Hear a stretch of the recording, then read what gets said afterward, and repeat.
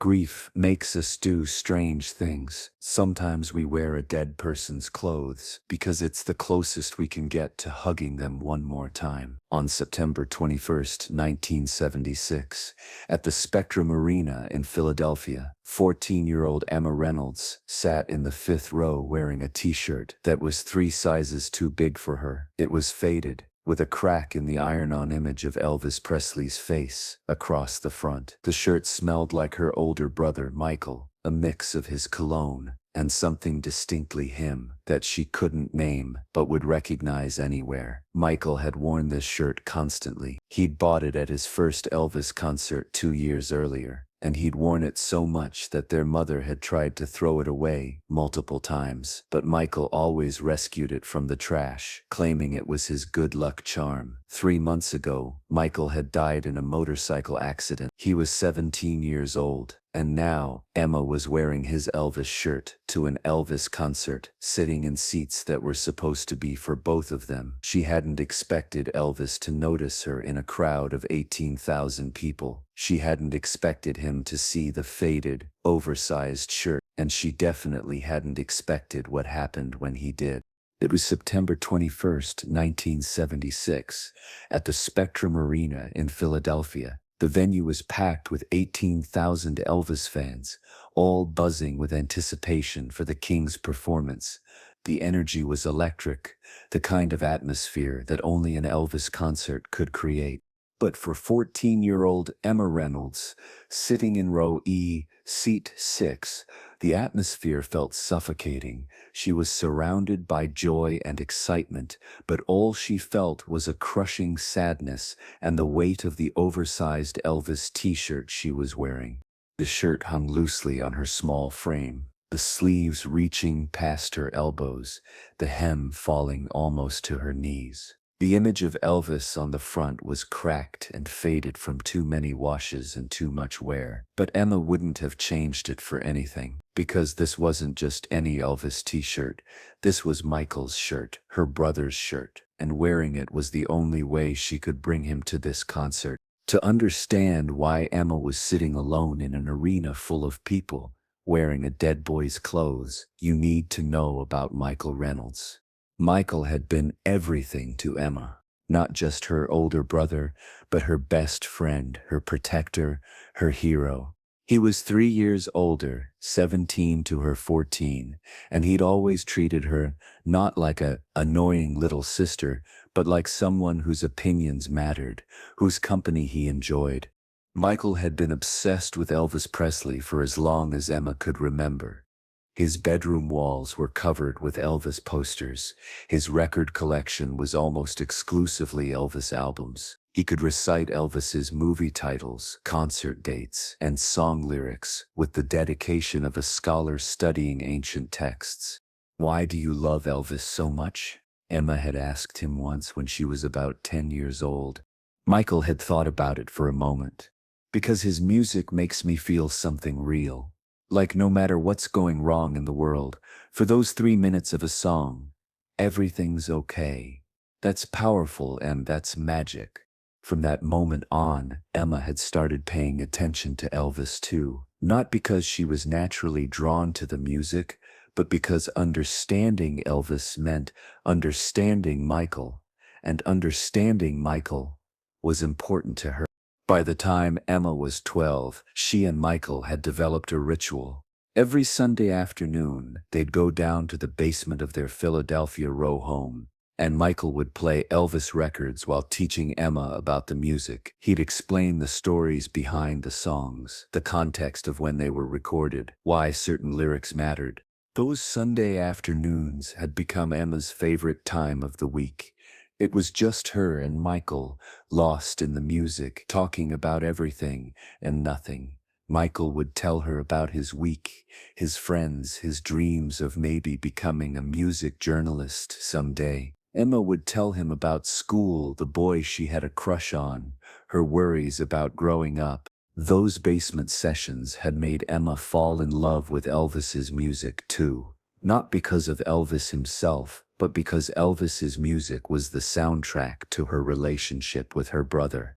2 years ago, when Emma was 12 and Michael was 15, something incredible had happened. Michael had somehow managed to get 2 tickets to an Elvis concert in Atlantic City. Emma didn't know how he'd done it. Elvis tickets were notoriously hard to get and expensive, but Michael had presented them to her with a huge grin. "You and me, Em," he'd said. "We're going to see Elvis, for real." Emma had been so excited she'd cried. She and Michael had gone to Atlantic City with their parents, and they'd seen Elvis perform live for the first time. It had been one of the best nights of Emma's life, not just because of the music, but because she got to share it with Michael. That night, Michael had bought the Elvis t-shirt that Emma was now wearing. It had cost him almost all his saved allowance money, but he'd insisted it was worth it. "This shirt is going to my good luck charm," Michael had declared, holding it up proudly. "I'm going to wear this to every Elvis concert I ever go to." And he had worn it, constantly. Not just to the one other Elvis concert they'd managed to attend the following year, but all the time. To school, to his part-time job at the record store, around the house. He wore it so much that the image started to fade and crack, and their mother, Linda, had tried repeatedly to throw it away. "Michael, honey, that shirt has seen better days," Linda would say, holding up the faded garment. "Let me at least buy you a new one." "No way, Mom," Michael would respond, snatching it back. "This shirt has been with me to see Elvis twice. It's special. You can't just replace special." After a while, Linda had given up trying to get rid of the shirt. It became just another one of Michael's quirks, like his obsessive organization of his record collection or his insistence on wearing mismatched socks. Then, in February of 1976, Michael had done something that had made Emma scream with joy. He'd bought 2 tickets to Elvis's September concert in Philadelphia, front section, 5th row. The tickets were expensive, and Michael had been saving for months from his job at the record store to afford them. He'd given them to Emma for her 14th birthday in March, even though the concert wasn't until September. "I wanted to give you something to look forward to," Michael had said, grinning at her reaction. "You and me, and 5th row. We're going to be so close we'll be able to see every rhinestone on Elvis's jumpsuit." Emma had hugged him so tight she'd nearly knocked him over. She'd put the tickets on her bulletin board in her room, and every day for the next 3 months, she'd looked at them and counted down the days until September. She and Michael had planned everything. They debated what to wear. Michael, obviously, would wear his lucky Elvis shirt. Emma had bought a new dress specifically for the occasion. They'd made a list of songs they hoped Elvis would perform. They'd planned to arrive early to soak up the pre-concert atmosphere. Everything was perfect. Everything was planned. Then came June. It was a Wednesday evening. Michael had just finished his shift at the record store and was riding his motorcycle home. He was a careful rider, always wore his helmet, always followed traffic rules. But none of that mattered when a car ran a stop sign at the intersection of Broad and Vine. The driver, who later admitted he'd been looking at a map and not at the road, slammed into Michael at full speed. Michael was thrown from his motorcycle and hit the pavement hard. The impact was catastrophic. Michael Reynolds was pronounced dead at the scene. He was 17 years old. The days that followed were a blur for Emma. The funeral, the parade of relatives offering condolences, the strange emptiness of their house without Michael's presence, without his music playing from his room. Emma had moved through it all in a fog, barely speaking, barely eating, barely existing. Nothing felt real. Nothing made sense. How could Michael be gone? How could someone so alive, so full of energy and passion and plans, just cease to exist? It was about a week after the funeral when Emma had gone into Michael's room. Their mother had asked her not to, had said they should leave it untouched for a while, but Emma needed to feel close to her brother somehow. Michael's room looked exactly as he'd left it.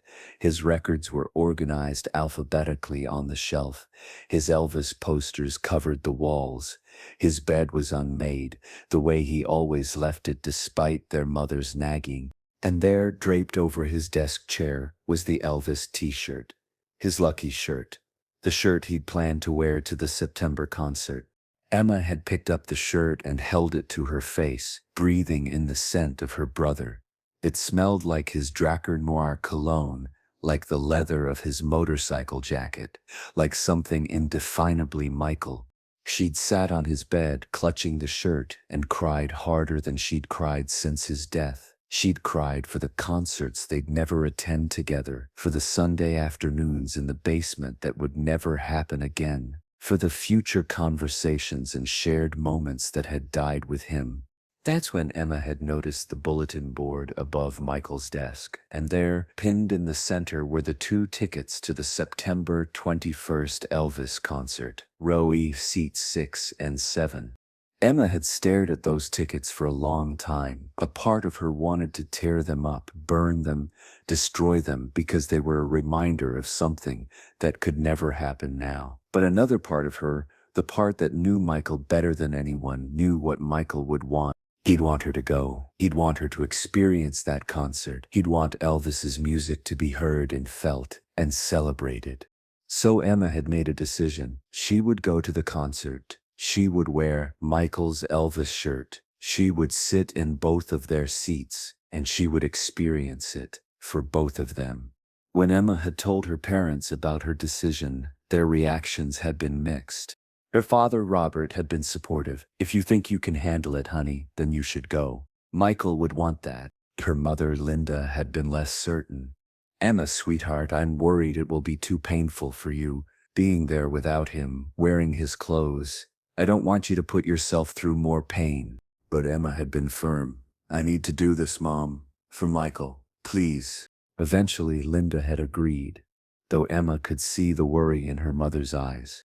As the concert date approached, Emma found herself going into Michael's room more and more often. She'd sit on his bed, wearing his Elvis shirt, listening to his Elvis records. It was the only time she felt close to him anymore. The shirt became a kind of comfort object for Emma. She'd wear it around the house, sleep in it at night. Her mother had tried to wash it once, but Emma had gotten upset. "No, Mom, please don't wash it," Emma had begged. "It still smells like him. If you wash it, that smell will go away." Linda had looked at her daughter with heartbroken eyes, but had nodded. "Okay, honey, I won't wash it." Now on September 21st, Emma sat in the Spectrum Arena wearing that unwashed shirt, surrounded by 18,000 excited fans, feeling more alone than she'd ever felt in her life. The seat next to her, row E, seat 7, Michael's seat, was empty. Emma had put Michael's denim jacket on the seat, marking it as occupied, marking it as his. A few people had tried to ask if the seat was available, but one look at Emma's face, at the tears streaming down her cheeks, at the oversized shirt she was wearing, and they backed away without a word. Emma's parents had offered to come with her, to sit in Michael's seat so she wouldn't be alone, but she'd refused. That seat was Michael's, nobody else's. She would rather sit alone than pretend someone could replace him. As the lights dimmed and the crowd erupted in screams, Emma wiped her eyes and tried to focus on why she was here. She was here for Michael, to experience this for both of them, to honor his memory and his love for Elvis Presley. Then Elvis walked onto the stage, and despite her grief, despite her pain, Emma felt her breath catch. He was really there. The man whose music had been the soundtrack to her relationship with her brother, the artist Michael had loved so much, was standing right there, less than 40 feet away. Elvis was wearing a white jumpsuit covered in gold and red jewel embellishments that caught the stage lights. He looked powerful, confident, larger than life. He grabbed the microphone and launched into CC Rider, and the crowd went absolutely wild. For the first hour of the concert, Emma was lost in the music. She wasn't happy exactly, but she wasn't drowning in grief either. She was somewhere in between, feeling the music wash over her, thinking about Michael, imagining what he'd be saying right now if he were sitting next to her. "This is amazing, Em."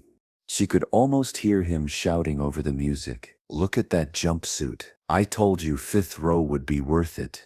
Emma smiled through her tears, one hand clutching the fabric of Michael's shirt, the other resting on his denim jacket in the empty seat beside her. Elvis worked through his set with his usual charisma and energy. He told jokes between songs, flirted with women in the audience, made everyone feel like they were at the best party in the world. The crowd sang along, screamed, reached toward the stage with desperate hands. Then, about 90 minutes into the show, Elvis slowed things down. The band shifted into a gentler rhythm, and Elvis walked to the front of the stage. "All right, folks," Elvis said into the microphone, his voice warm and intimate. "We're going to bring it down a notch here. Sing something a little more personal." He began performing "Love Me Tender," and Emma felt her chest tighten. This had been one of Michael's favorites. He'd played it constantly, had taught Emma the words, had told her it was one of Elvis's most perfect songs. As Elvis sang, his eyes swept across the audience, making eye contact with individuals the way he always did. Then his eyes landed on Emma, and something in his expression changed. He kept singing, but he was staring at her. At the oversized, faded Elvis t-shirt she was wearing, at the tears streaming down her face, at the empty seat beside her with the denim jacket draped across it. Elvis finished "Love Me Tender," but instead of moving into the next song, he stayed at the front of the stage, still looking at Emma. "Hold on a second, folks," Elvis said to the crowd. Then he pointed gently at Emma. "You, the young lady in the fifth row wearing the Elvis shirt, can you stand up for me?" Emma froze. 18,000 people were now looking at her. She could feel their eyes, hear the rustle of confusion as people tried to figure out why Elvis had singled her out. Slowly, trembling, Emma stood up. "That's a great shirt you're wearing," Elvis said, his voice gentle. "Looks like it's been well loved. Where'd you get it?" Emma opened her mouth to speak, but no words came out. Her throat was tight with emotion. "It's okay, honey," Elvis said encouragingly. "Take your time." Emma took a deep breath. "It was my brother's shirt," she finally managed to say, her voice barely audible but caught by the arena's acoustics and carried through the space. "He bought it at your concert 2 years ago in Atlantic City." "Was," Elvis repeated, catching the past tense immediately. "Why do you say was?" Emma felt more tears spilling down her face. "Because he died 3 months ago. He was 17. We were supposed to come to this concert together. These were his tickets. He was supposed to be sitting right here." She gestured to the empty seat beside her. "But he's not here, so I'm here for both of us. I'm wearing his shirt because it's the only way I could bring him with me." The entire arena had gone completely silent. You could hear a pin drop in that massive space. Elvis stood at the edge of the stage, and tears were forming in his eyes. "What was your brother's name, sweetheart?" "Michael," Emma said, her voice breaking. "Michael Reynolds." Elvis nodded slowly, as if committing the name to memory. "And you came here to this concert wearing Michael's shirt, sitting in his seat, experiencing this for both of you?" "Yes," Emma whispered. Elvis was quiet for a long moment. Then he did something that shocked everyone. He sat down on the edge of the stage, right there in his rhinestone jumpsuit, letting his legs dangle over the side, bringing himself closer to Emma's level. "Emma, that's your name, right?" Elvis asked. When Emma nodded, he continued, "I want to tell you something, and I want everyone here to hear it too." The arena was so quiet you could hear people breathing. "What you're doing right now, wearing your brother's shirt, sitting in his seat, experiencing this concert for both of you, that's one of the most beautiful acts of love I've ever seen," Elvis said, his voice thick with emotion. "Michael isn't just gone. He's here. He's here in that shirt you're wearing. He's here in the seat beside you. He's here in every note of music you're hearing tonight because you're hearing it for him." Emma was sobbing now, but Elvis wasn't done. You know what I think? Elvis continued, I think Michael picked the perfect person to share his love of music with, because you came here, even though it hurts, even though sitting in this arena without him probably feels impossible. You came anyway. That takes courage, Emma. That takes love, and that's the kind of love that never dies. Elvis stood up and turned to his band. Boys, I want to do something special. I want to dedicate the next song to Michael Reynolds, who loved music so much that even after he's gone, his sister is here making sure his seat doesn't go empty. He looked back at Emma. This is for Michael, and for you, Emma, for the love between siblings that's stronger than death. Elvis began singing How Great Thou Art, one of his most powerful gospel songs.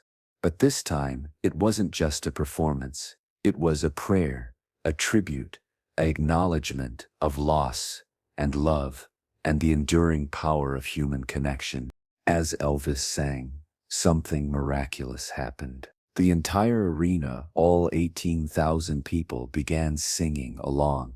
But in the usual concert way, they sang quietly, respectfully, turning the song into a gentle tribute to a boy they'd never met, but who they now felt connected to through Emma's story. Emma stood in the 5th row wearing her brother's shirt, one hand on his empty seat, and she sang too. She sang for Michael. She sang for their Sunday afternoons in the basement. She sang for all the concerts they'd never attend together, for all the moments stolen by a car that ran a stop sign. And as she sang, she felt something shift inside her. The grief didn't go away. It would never go away, but it a little lighter. Because 18,000 strangers were honoring her brother. Because Elvis Presley was singing for Michael. Because in this moment, Michael wasn't forgotten. He was remembered, celebrated, loved. When the song ended, the applause wasn't the usual screaming and cheering. It was respectful, emotional, the kind of applause that acknowledges something sacred has just occurred. Elvis walked back to the front of the stage and looked at Emma. I want you to come backstage after the show, Emma. I have something I want to give you. Something for you to remember tonight. Can you do that? Emma nodded, unable to speak through her tears. Elvis continued with his concert, but everything had changed. The atmosphere in the arena was no longer just entertainment. It was something deeper, something more meaningful. People who'd been dancing and screaming were now watching more quietly, more thoughtfully. Emma's story had reminded them all that everyone in the audience had a story, a reason for being there, a connection to the music that was about more than just entertainment. After the show, as promised, arena security came to escort Emma backstage. Her mother, Linda, who'd been waiting in the lobby, was brought along too. What's happening? Linda asked, confused and worried. Is Emma in trouble? No, ma'am, the security guard said kindly. Elvis wants to meet her. Elvis was waiting in his dressing room, still in his jumpsuit, but with a towel around his neck, clearly exhausted from the performance. When Emma was led in, he immediately walked over. Emma, he said warmly, thank you for coming back here. And this must be your mom? Linda nodded, starstruck and confused. Elvis knelt down so he was at Emma's eye level. I've been thinking about what you said during the show about wearing Michael's shirt to bring him with you. That got me thinking about something. He stood up and walked over to his wardrobe rack. He pulled off the scarf he'd been wearing during the performance, a beautiful silk scarf in deep blue with gold trim. I wore this during the entire show tonight, Elvis said, walking back to Emma. Every song I sang, every moment on that stage, I wore this, and now I want you to have it. He gently placed the scarf around Emma's neck, over Michael's Elvis shirt. Here's what I want you to do, Elvis said softly. When you wear Michael's shirt, you wear this scarf with it. That way, Michael has a piece of tonight with him, a piece of the concert you experienced for him. Does that make sense? Emma nodded, touching the scarf with reverent fingers.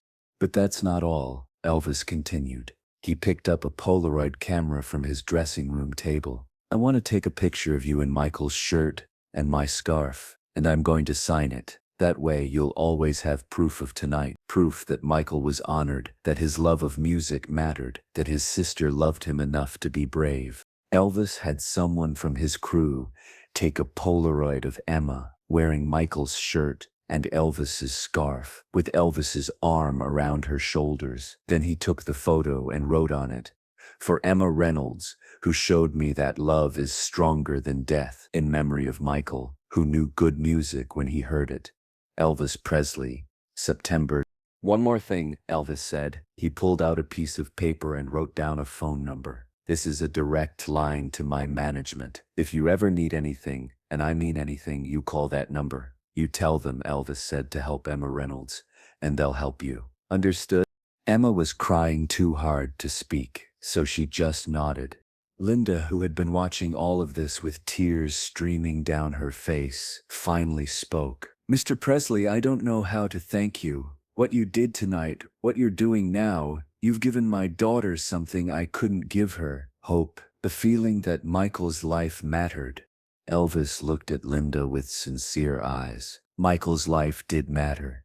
Any kid who loved music that much, who shared it with his sister, who made plans and kept promises, that life mattered a great deal, and I'm honored that I got to be even a small part of his story. Elvis spent another 20 minutes with Emma and Linda, talking about Michael, about music, about grief and loss, and how we carry our loved ones with us. He told them about losing his own mother when he was 23, about how music had been the only thing that saved him. "Grief doesn't go away," Elvis told Emma gently, "but it changes. It becomes something you can carry, and you carry it by doing exactly what you did tonight, by living, by experiencing things, by making sure that the person you lost would be proud of how you're honoring their memory." When Emma and Linda finally left the arena that night, Emma was wearing Michael's Elvis shirt, Elvis's blue scarf, and carrying a signed Polaroid that would become her most treasured possession. The story of what happened that night at the Spectrum Arena spread quickly. Local news outlets picked it up, then national media. Within days, Emma Reynolds' story was known across the country. The girl who wore her dead brother's Elvis shirt to an Elvis concert, and how the king had honored that love. For Emma, the night changed everything. Not because it brought Michael back. Nothing could do that, but because it validated her grief. Elvis had told her that what she was doing was beautiful, that Michael was still present, that love didn't end with death. Those words, coming from someone she and Michael had both admired, gave Emma permission to grieve in her own way, to wear Michael's shirt whenever she wanted, to talk about him, to remember him, to keep him present in her life. The blue scarf Elvis gave her became Emma's second most treasured possession after the shirt. She wore them together, just as Elvis had instructed, whenever she needed to feel close to Michael. She wore them to her high school graduation 4 years later. She wore them to her wedding 10 years after that. She wore them when her first child, a boy she named Michael, was born. The signed Polaroid hung in a frame in Emma's home for the rest of her life. Beneath it, she placed a quote that Elvis had said to her that night, words she never forgot. "Love doesn't end with death, it just changes form. And the love you're showing your brother tonight is the most powerful form there is." Elvis died less than a year after that concert, on August 16, 1977. When Emma heard the news, she put on Michael's shirt and Elvis's scarf and cried for hours. She'd lost another person who'd understood the power of music, the importance of honoring those we've lost. But she still had the shirt. She still had the scarf. She still had the memory of a night when a superstar took the time to see a grieving girl in an oversized t-shirt and recognize the love behind it. Today, Michael's Elvis shirt and Elvis's blue scarf are displayed together in a glass case at the Rock and Roll Hall of Fame. Emma donated them years later after her own children were grown because she wanted the world to know the story. Next to the display is a placard that reads, "Sometimes the most powerful tributes aren't planned or elaborate. Sometimes they're as simple as a sister wearing her brother's shirt to a concert he'll never attend. On September 24th, 1976, Elvis Presley recognized this truth and honored it in a way that reminded everyone that love transcends death. The story of Elvis and Emma and Michael reminds us that grief is love with nowhere to go. And sometimes the kindest thing we can do for someone who's grieving is acknowledge their loss, honor their method of coping, and remind them that the person they've lost still matters. Emma Reynolds never stopped wearing Michael's shirt, even when it became even more faded, even more worn, even more fragile. Because it wasn't just a shirt, it was a connection to her brother, a reminder of their Sunday afternoons in the basement, a symbol of a love that survived death. And every time she wore it, she wore Elvis's blue scarf with it, just as he'd instructed. Because that scarf represented something equally important, the moment when a superstar saw a grieving girl and chose compassion over convenience, connection over performance. Michael Reynolds lived for only 17 years, but his love of music, his love for his sister, and his sister's love for him created a moment that has been remembered for decades. Because Emma wore his shirt, because Elvis noticed, and because love, as Elvis said that night, is stronger than death.